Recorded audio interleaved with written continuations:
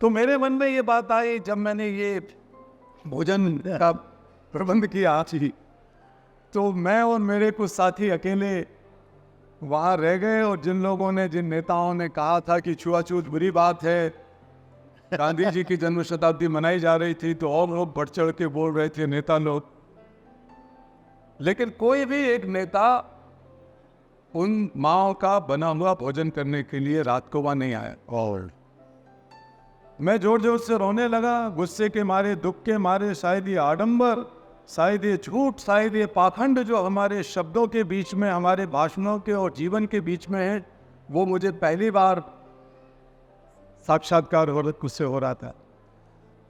तो जब मैं रोने लगा, उठा के मैंने थोड़ा सा खाना शुरू किया आलोक भाई, तो एक अछूत माने जाने वाली माँ का बहुत ही सुखद मातृत्व भरा स्पर्श मेरे कंधे पर आया और उसने कहा, बेटा तो काय के लिए रो रहा है? तूने तो जो कुछ किया है वो तो शहर में हम सोच नहीं सकते, हमारे इतिहास में कभी हुआ नहीं। तूने हमारे हाथ का बना हुआ खाना खाया, ये काफी। मैं और हमारे साथी चले गए चुपचाप। हमारी हिम्मत नहीं थी कि एक दूसरे से बात भी कर सकें। लेकिन जब घर पर पहुंचे तो वो पंडित वगैरह, राजनीतिक नेता नहीं, गांधीवादी नेता कहे जाने वाले लोग नहीं, बल्कि पंडित नेता वहां बैठे हुए थे और वो सारे पुरोहित लोग मेरे परिवार को जाति निकाला दे रहे। ओहो। तो मेरी माँ, मेरे भाई उनके पैर छू रहे थे कि भाई हम आने दो लड़के को, हम समझाएंगे, डांटेंगे। जब मैं आया तो उन्होंने कहा कि डांटने लगे मेरे घर के लोग मुझे। तो मैंने कहा, मैंने कोई अपराध नहीं किया है और मैं तो सभी में समानता देखता हूं। उन्होंने कहा अंत में कि ये लड़के को गंगा जी ले जाएं और हरिद्वार में जाके उसका स्नान करा के ब्राह्मण भोज कराएं और उसकी शुद्धि करा कर।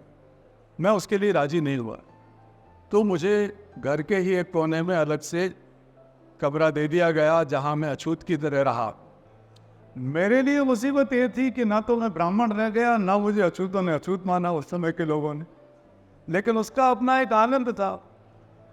और जो उसमें मुझे एक ताकत भीतर से मिलती थी अपने आप को तोलने की, जांचने की, उसने मुझे बहुत मेरे निर्माण में बड़ा योगदान दिया। लेकिन उसी रात मैंने सोचा कि ये मुझे जाति से निकालने वाले कौन होते हैं। मैं सारी छुआछूत और जाति व्यवस्था को अपनी जिंदगी से निकाल देता हूं। और उसका सबसे आसान तरीका था कि मैंने अपना जो घर का नाम था, शर्मा कहते थे सब लोग, उसे बदलकर सत्यार्थी रख लिया, जिसका अर्थ था कि हमेशा हमें सत्य की खोज करते रहना है। जो ये दावा करता है कि उसने सत्य पा लिया है, जो दावा करता है कि उसने ईश्वर पा लिया है, शायद वो झूठ बोलता है, क्योंकि सत्य अनिर्वचनीय है, ईश्वर अनिर्वचनीय है। उस समय शब्द का अंत होता है, तब सत्य की शुरुआत होती है।